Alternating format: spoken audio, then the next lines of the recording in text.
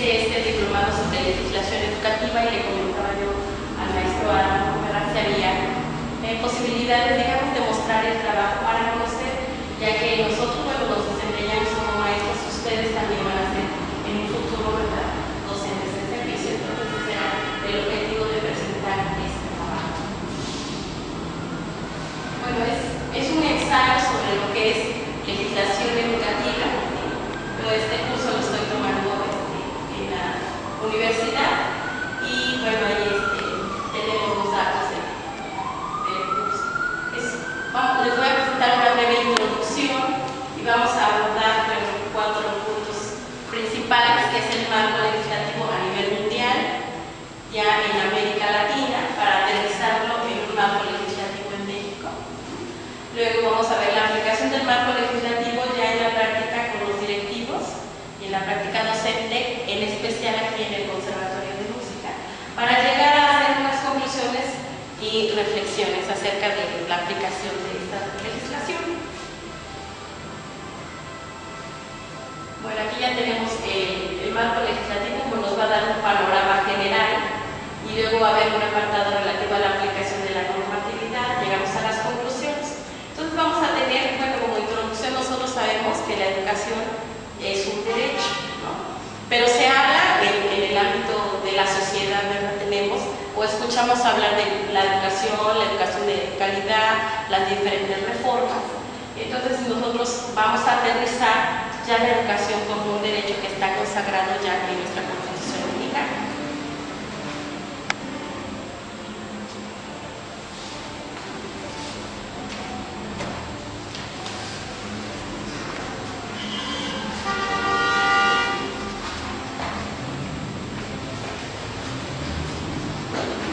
Anteriormente nosotros no teníamos este derecho o no pertenecía a la gama de derechos humanos.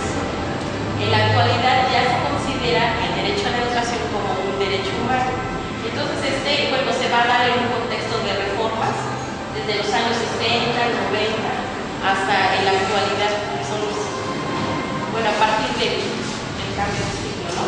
Todas estas reformas han tenido un contexto social totalmente diferente, ¿no? Se dan en circunstancias sociales distintas.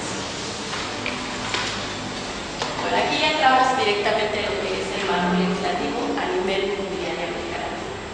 Entonces, bueno, ya tenemos la educación, está definida ya como uno de los derechos económicos, sociales y culturales que han sido proclamados por la ONU desde hace 70 años como un derecho fundamental.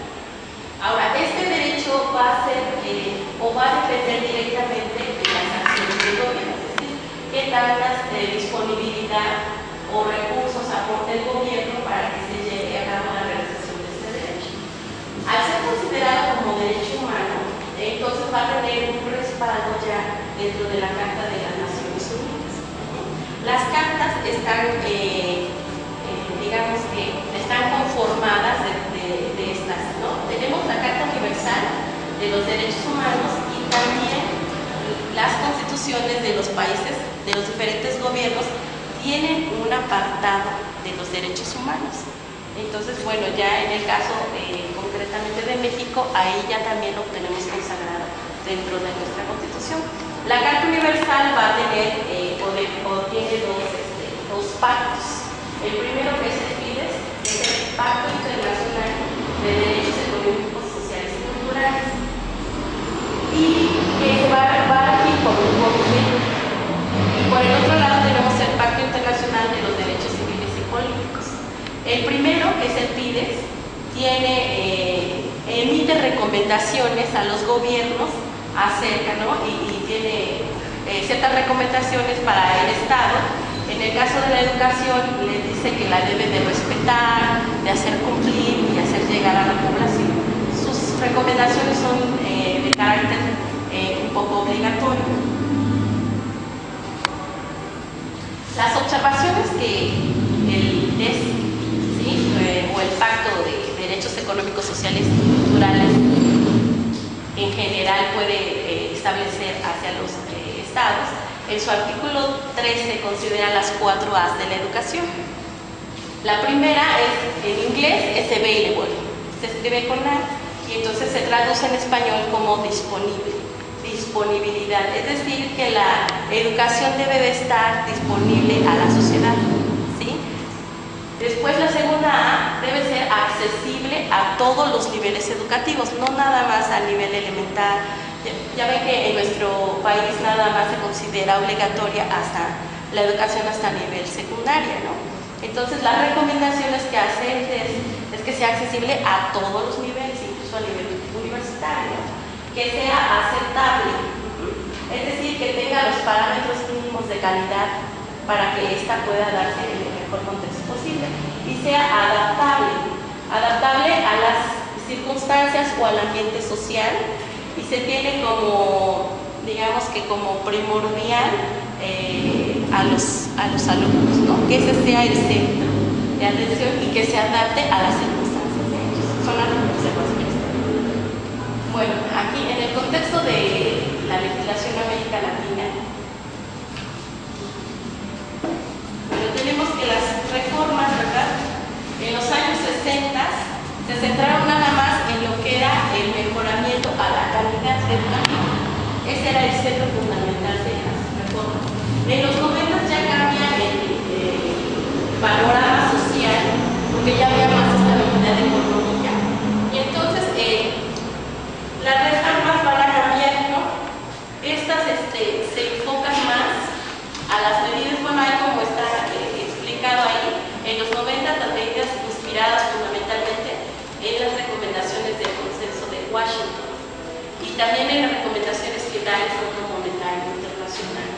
Entonces, nosotros debemos de saber que las reformas que se están dando a partir de los 90 obedecen a una problemática a nivel internacional, ¿sí? No es que de repente México hizo un cambio, no, sino ya se vienen dando de manera, son tendencias internacionales que se manejan, ¿no?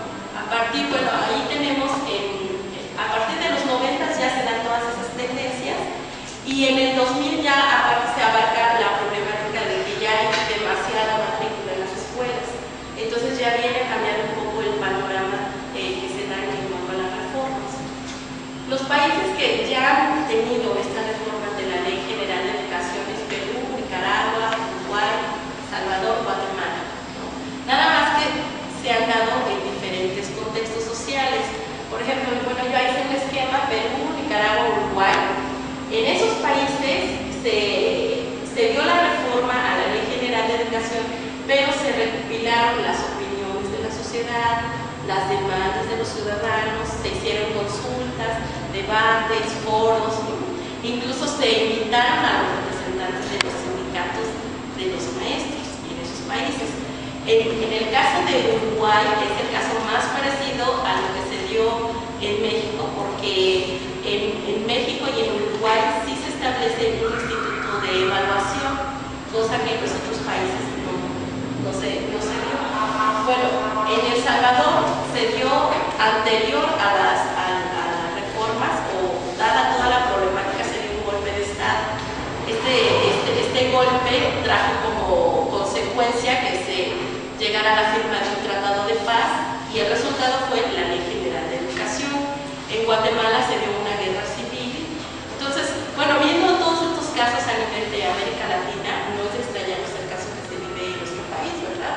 Que, bueno, se ha dado y se han generado diversos levantamientos de los maestros, pero porque a veces no se atiende, como en el caso de los otros países, ni se invita, ¿verdad?, a que se dé todo, o que se conjuguen todos esos elementos sociales que nos puedan dar como resultado pues una equidad más allá en la educación. En el caso de Bolivia y Chile todavía se encuentra la ley en debate. Todavía tenemos esa ley, no se ha. Aquí tenemos un marco legislativo en México. Bueno, estudiar la historia de la educación en México pues es muy amplio, ¿no? Nosotros vamos a ver aquí desde cómo era antes de la conquista. Bueno, se tenían escuelas, ¿no? Dos tipos de escuela: calmeca y tepochcali. El calmeca era para la nobleza y el tepochcali, ¿no?, para los no nobles. En la época colonial todo se centraba en los principios cristianos, y así va. Tenemos la época independiente, donde ya se da una apertura a lo que es la educación laica. Nuestro artículo tercero constitucional va a emanar de la Constitución de 1855.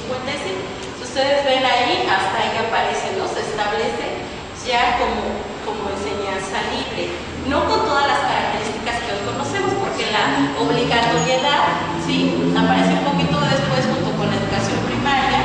La autonomía se da hasta el 80 y ya se va conformando poco a poco nuestro artículo tercero constitucional hasta como hoy lo tenemos en las últimas reformas. Ahí tenemos en el año 2011, ya se toma como un derecho humano.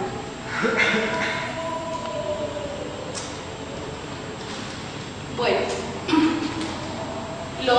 digamos que el artículo más representante de la Ley General de Educación es el artículo 12, en el que faculta al Poder Ejecutivo. Antes, quien tenía que hacer todos los planes, programas, establecer el calendario escolar dependía directamente de la SEP. Ahora ya no, es directamente el Poder Ejecutivo quien va a establecer todos esos parámetros que antes manejaba la SEP, ¿no? En cuanto a la siguiente ley, que es la del Servicio Profesional Docente, va a fijar los términos de condiciones para el ingreso, permanencia y egreso del servicio. Ya desde hace algunos años ya se vienen manejando los exámenes de posición, ¿no? Ya ustedes saben que terminando el nivel preparatorio pueden concursar, ¿verdad?, para algún examen de posición de esta naturaleza, ¿no? Sin embargo, bueno, aquí hay algunos parámetros que sí es necesario conocerlos para estar pues actualizados, y si algún día ustedes quieren hacer este examen, sepan cuáles son los lineamientos que hay que seguir, ¿no? El primero de ellos y el más grande, bueno, es que se hace el examen de oposición, y el que pase esos exámenes, ¿sí?, va a tener derecho a una, por así decirlo, plaza de 6 meses únicamente, ¿sí? Ya no va a tener un nombramiento definitivo. Una vez que pase este periodo de los 6 meses, se viene una nueva evaluación. Quien apruebe esa nueva evaluación tiene derecho a seguir y a terminar un año. Al terminar el año, se vuelve a hacer otra evaluación y ya se decide si el docente está para seguir continuando. Cada 4 años tiene que estar permanentemente haciendo esta evaluación. Eso es para un maestro que apenas va a ingresar. Para los que ya estamos en servicio, entonces hay que pasar esta evaluación, ¿sí?, cada 4 años. Si no se tiene los puntajes requeridos, se va a dar vuelta a una segunda oportunidad. Son 3 oportunidades las que se manejan para los maestros de servicio, pero para los de nuevo ingreso sí ya es un poco más estricta la legislación para permanecer en el servicio, porque vamos a decir que después de 12 años han pasado 3 evaluaciones, ¿no? Un maestro de nuevo ingreso pasaría 3 evaluaciones, pero si a la tercera evaluación ya no cumple con los parámetros, entonces automáticamente se le aplica un artículo que dice que queda sin efectos su nombramiento, queda fuera del servicio, ¿sí? Por eso que a veces, bueno, se ha politizado mucho esta ley del servicio profesional docente. El Sistema Nacional de Evaluación, ¿no? Este sistema crea el Instituto Nacional para la Evaluación, y este es el instituto que va a ser el encargado de estar evaluando constantemente la calidad, el desempeño, los resultados del sistema educativo, ¿no?, a nivel nacional, porque, bueno, ya estábamos hace un ratito platicando con el maestro para hacer esta observación. En realidad lo que se quiere ahora es concentrar toda la educación, ¿no? Hubo una época en los años 90, un poco anterior, que se desconcentró, ¿sí?, a los estados, y ahora volvemos a lo mismo a través de este Sistema Nacional de Evaluación. En este sistema nos van a decir cuáles son los parámetros, ¿no?, los lineamientos, las recomendaciones, incluso van a tener la capacidad de dar políticas económicas que vayan orientadas hacia mejorar la calidad educativa, ¿no? Y tenemos otra ley que también es nueva y que se recoge dentro de estas, que es la Ley de Protección para los Derechos de los Niños, Niñas y Adolescentes. Aquí se recogen fundamentalmente 17 derechos. Dentro de los más, digamos que importantes, bueno, están el derecho a la vida, el derecho a la familia, pero los más importantes es el derecho a la identidad, el derecho a recibir educación, pero para el caso de la población indígena, la educación tiene que ser en su propia lengua, tiene que preservar las tradiciones y las costumbres del lugar, ¿no? Ya si nosotros, esto obedece, si ustedes recuerdan a las recomendaciones que se hacen, ¿sí? Que sea la prioridad, bueno, en este caso se le llama el interés superior del niño, que se adecue, digamos, a todo el contexto social y económico que hay. Ahora, en cuanto a la aplicación del marco legislativo, este ensayo digamos que lo enmarqué a nuestra institución, que es el Conservatorio de Música. Nosotros como institución de carácter superior, ¿sí? Nosotros estamos, digamos, vivimos bajo el reglamento de convivencia estudiantil interno o la carta de compromiso de buena conducta, que todos ustedes saben que se firma, ¿verdad?, antes del proceso de inscripción. Tenemos el reglamento interno del conservatorio, el manual funcional de la organización también del mismo, los reglamentos de certificación escolar y titulación, la ley del conservatorio, y ya, digamos, como la normatividad que tenemos arriba de eso sería la ley de educación del Estado de Puebla, la Ley General de Educación y, por último, la Constitución Política. En cuanto a la aplicación de estas leyes, bueno, yo realicé unas entrevistas a los directivos, ¿sí?, y a los docentes sobre, bueno, cuáles eran la aplicación más, digamos, que se utilizaba más en el conservatorio. Y a las conclusiones que se llegaron es que se aplicaba, ¿verdad?, el artículo 27 y 28 del reglamento interior del conservatorio.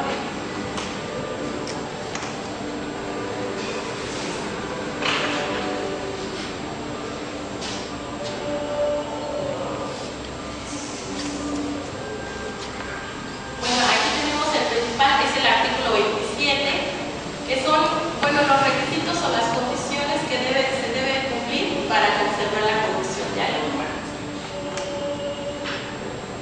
Y se hacía algunos comentarios que la mayor problemática con respecto de los alumnos, pues es las asistencias, ¿no?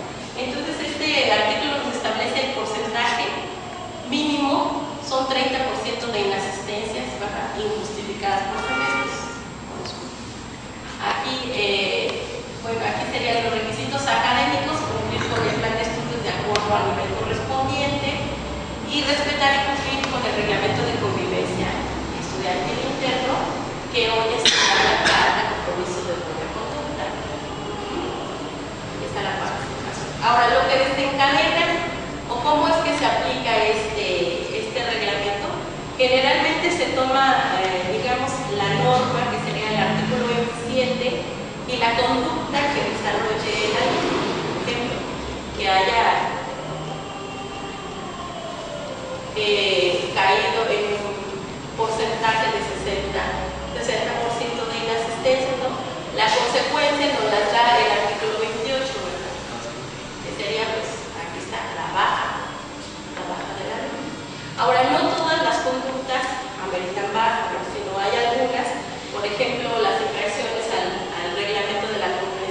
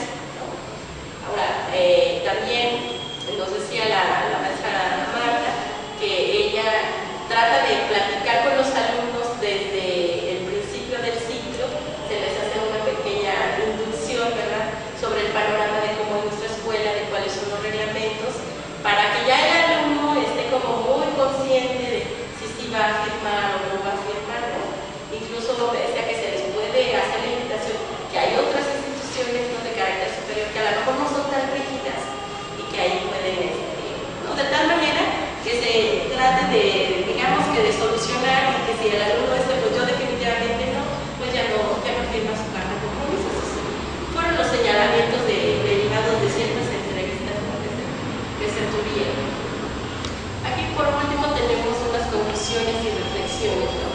Entonces tenemos ya la primera conclusión sería que la educación ya en el campo o en el ámbito internacional ya funciona como un derecho humano. Está recopilado en las cartas de la ONU y de la Constitución de cada país. En América Latina, bueno, se han dado muchas opiniones para generar las leyes generales de educación. Hay algunos países como es El Salvador, Guatemala, donde se han dado ciertos enfrentamientos, ¿no? Aquí se pudiera englobar México también, ¿no? Que se han dado estos levantamientos, ya que la Ley General de Educación y la Ley del Servicio Profesional Docente, comentábamos ya con el maestro Arano, tiene un sesgo más bien en el ámbito laboral, ¿verdad? Se ha centrado como que hacia la práctica docente, ¿no? Se ha dejado por un lado, bueno, de incluir la sociedad, el contexto familiar. Hay otros factores que más adelante a lo mejor el maestro nos va a abordar acerca de todos esos. ¿No? Se ha focalizado al maestro y se ha desatendido los otros sectores, creando, digamos, un desequilibrio, ¿no? Dentro de las leyes, para que una ley pueda estar vigente, pero también para que la misma sociedad legitime esa ley. Es decir, que también la sociedad dé su visto bueno y apruebe, también necesita recopilar todas esas, pues digamos, demandas sociales, ¿no? Lo que evitaría, pues, los golpes de Estado, la guerra civil. Ahora, si bien es cierto en estos países se dieron esas circunstancias históricas, también lo que es fundamental resaltar es que firmaron acuerdos de paz. En el momento en que ellos firman, ya se hacen, digamos que se hace cabida a todas esas demandas sociales y ya se genera una norma de ley. A lo mejor eso es lo que necesita nuestro país, ¿verdad? No lo sabemos. En cuanto a las legislaciones en materia educativa, bueno, resaltamos la Ley General de Educación, la Ley de la Institución Nacional para la Evaluación de la Educación, la Ley del Servicio Profesional Docente y la Ley de los Derechos de los Niños, las niñas y adolescentes. Y la aplicación, dentro de la aplicación de nuestro conservatorio, tenemos que, bueno, las leyes que más se aplican es el Reglamento Interior de Convivencia y el Reglamento Interior del Conservatorio. Quise terminar con este párrafo, que la educación de calidad es necesario que, o para lograr la educación de calidad es necesario que ésta sea integral, es decir, que desarrolle todas las esferas del ser humano para que éste tienda a ser un mejor ciudadano, no nada más que se enfoque en los maestros. Esa sería como que la crítica a nuestra legislación. No sé si a ustedes tengan alguna pregunta, ¿sí? Aquí tengo algunas referencias consultadas para la elaboración de este trabajo.